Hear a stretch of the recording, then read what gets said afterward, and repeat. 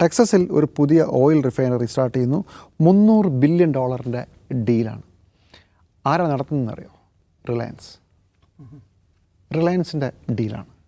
അത് truth സോഷ്യലിൽ Trump കുറച്ച് മുമ്പ് അത് ട്വീറ്റ് ചെയ്തു. പുതിയ സാധനം വരികയാണ്, ഒരുപാട് പേർക്ക് ജോലി കിട്ടും.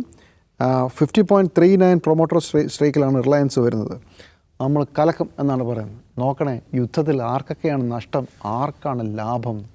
ഇവിടെയും റിലയൻസിനൊരു പുതിയൊരു ഓയിൽ റിഫൈനറി വരികയാണ്.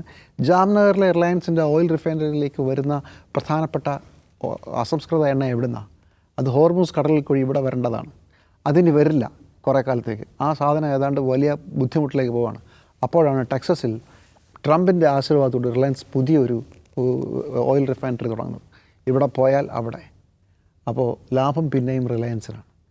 ഒരു യുദ്ധം, ഒരു ഭ്രാന്തൻ ഭരണാധികാരിയുടെ നീക്കം ലോകമെമ്പാടുമുള്ള ജനങ്ങൾ അനുഭവിക്കുന്നു. ഒരു വലിയ വ്യവസായിക്ക് അവിടെയും ഒരു ലാഭമുണ്ടാവും. ഇതുകൂടെ നമ്മളൊന്ന് ഓർക്കണം.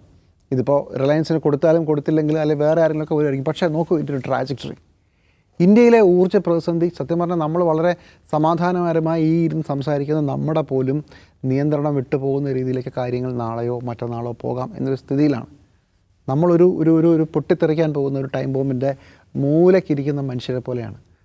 ഇവിടുന്ന് പുറത്തിറങ്ങിയാൽ നമ്മൾ ചായ കുടിക്കാൻ പോകുന്ന കട നാളെ ഉണ്ടാകുമെന്ന് നമുക്കറിയില്ല. അത്രയും ക്രൈസിസാണ്.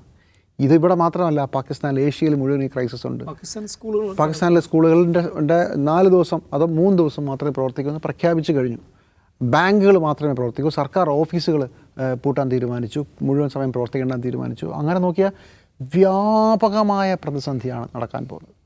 റിലയൻസ് അപ്പുറത്ത് ടെക്സസിൽ പോയ ഓയിൽ റിഫൈനറി തുടങ്ങുകയും അമേരിക്കയുടെ അവിടുന്ന് കുഴിച്ചെടുക്കുന്ന ഓയിൽ റിഫൈൻ ചെയ്ത് അമേരിക്കയ്ക്ക് കൊടുക്കുകയും ചെയ്യുമായിരിക്കും. പക്ഷെ നമ്മളെ ആര് രക്ഷിക്കും എന്ന് ചോദിച്ചാൽ, കുറച്ചുകൂടെ ദീർഘവീക്ഷണത്തോടെ ആലോചിച്ചിരുന്നെങ്കിൽ ഇന്ത്യക്ക് ശ്രമിക്കാമായിരുന്നു ഈ യുദ്ധം ഒഴിവാക്കാനെന്ന് ഞാൻ ഉറപ്പായും വിചാരിക്കും.